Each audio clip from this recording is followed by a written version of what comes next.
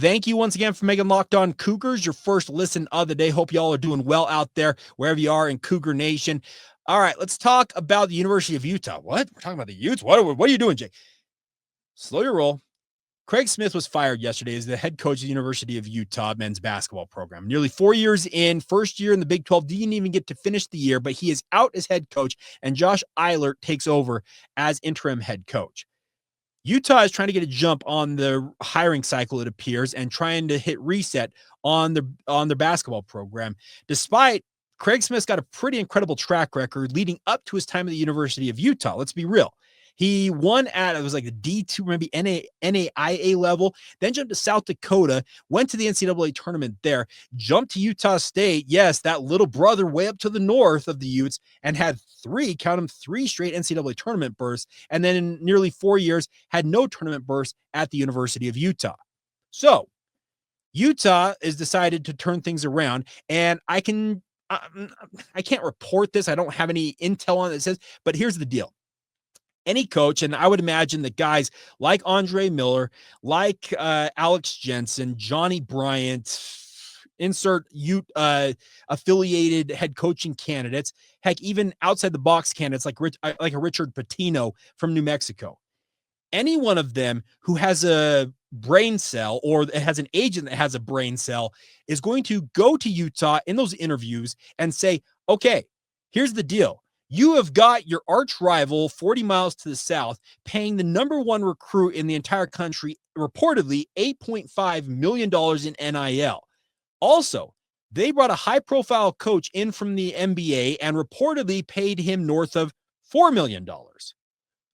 Where's the money? Are you going to be able to match that? That's the concern the University of Utah has to have here, is that BYU and what they are doing with Kevin Young at the helm of their basketball program set a bar or a standard way too high for the University of Utah to clear it. And is that going to be enough to satisfy the athletic director, Mark Harlan's demands? Is that going to be enough to satisfy this long dormant University of Utah men's basketball fan base that, trust me, until last year, they had curtains around the upper bowl up there unless BYU showed up? Is that going to be able to be something that their fans, the University of Utah, are they going to be able to clear the bar and match up with BYU? On its head, I'm not sure they're going to be able to. Now, also, could their standards be lowered and they just acknowledge what a spade for a spade and acknowledge they're not going to be able to match BYU?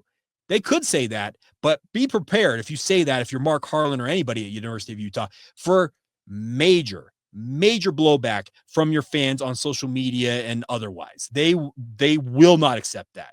They believe themselves to be on par, if not superior, to BYU in essentially all facets. And any of you who are on social media know what I'm talking about. I look at this, and if I'm any coach who's considering coming to the University of Utah, I am pointing at BYU and saying, I want that type of money both in NIL and in salaries. If you're willing to do that, let's talk shop. If not, well, better luck next time. That's kind of the cut and dry situation I see here for the University of Utah, is that BYU very well may have made it a job that was already tough enough and made it even tougher. And this may come off as me essentially rubbing our rival's face in it, and in some ways it is, but I think anybody who looks at it for what it is understands where I'm coming from. BYU has got boosters. We just talked about Isaiah Banya a little bit earlier, saying that BYU's got plenty of money. Look at the basketball program. Yes, BYU has their boosters that have their ducks in a row. One of you, I talked about NIL and the overall booster investment that the Royal Blue originally announced, that they had 32 what they called major donors. We're talking deep pocketed types. We're talking guys who run multi-million, hundreds of million, billion-dollar type companies that are more than willing to invest in BYU athletics. University of Utah has got to be able to match that, if not surpass it. And that is where the rub is going to come for the Utes. BYU's got a good thing going for it. There's zero doubt about that. We're going to talk about them being nationally ranked momentarily. This BYU basketball era is in its infancy, but already looks extremely bright. Now, could all go by the wayside if a freak injury happens to a star player, or all of a sudden those NIL funds dry up, or a myriad of other things happen? Yes, it could. But as it stands right now, with the way that BYU is trending with Kevin Young at the helm of this basketball program, it appears that bright days are here and brighter days are on the horizon for BYU basketball, whereas the University of Utah pulled the rug out from their head coach less than a year into their Big 12 tenure, where they were picked to finish, let me get you, dead last in the conference. They were 10th in the conference. They have a over 500 record. They just beat Kansas and Kansas State. They do have a win over their rival BYU, as we all know, up there in Salt Lake City, and they pulled the cord on that.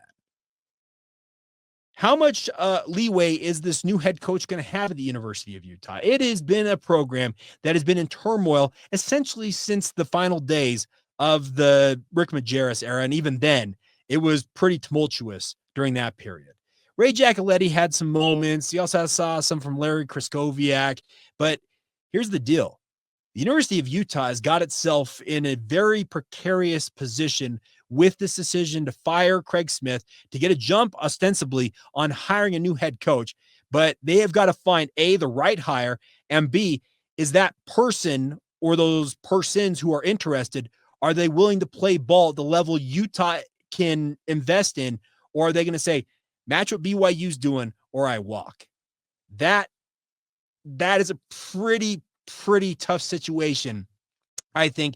But the nice part is, watching it from the outside, from the BYU perspective, be thankful that BYU did what they did when they did, and that they have the people, the investment, I guess is the best way to call it, the people who are willing to put the money up to help BYU out. Because the Cougars, they're in a great spot. They're a top half of the Big 12 program, and that will continue, it looks like, for the foreseeable future, if not climbing maybe into the upper echelon of the Big 12 in time. And that is an exciting prospect, because we just saw BYU football go 11-2. This BYU basketball team that struggled out of the gate in Big 12 play under Kevin Young has gone is 8-2 in their last 10 games in Big 12 play. They have completely flipped the script. They're on their way to the NCAA tournament. They very well could find themselves with a pretty decent seed if all goes well in these final 4 games. Let's be thankful that BYU is doing what they're doing and the way that they have set things up, because it looks more than sustainable. It looks like it is going to be here to stay. Whereas Utah, they're going to have to match that. And they already ran, was it $17 million in the red this past year with regards to their athletic budget? They're already like tens of millions of dollars in debt. I don't envy the position the University of Utah finds themselves in. It makes me all the more thankful that BYU does the things that they do. And they also, once again, have curated deep and meaningful relationships with some pretty high-powered people out there. I remember speaking of deep pocketbooks, and BYU is the beneficiary of that, and we'll see how it all goes. But I really do feel like the University of Utah, they've got a pretty high bar to clear, and I'm not sure they're going to be able to clear it. Now, I could be wrong about that, and I'll be happy to eat crow, but until then, we'll see how it all shakes out.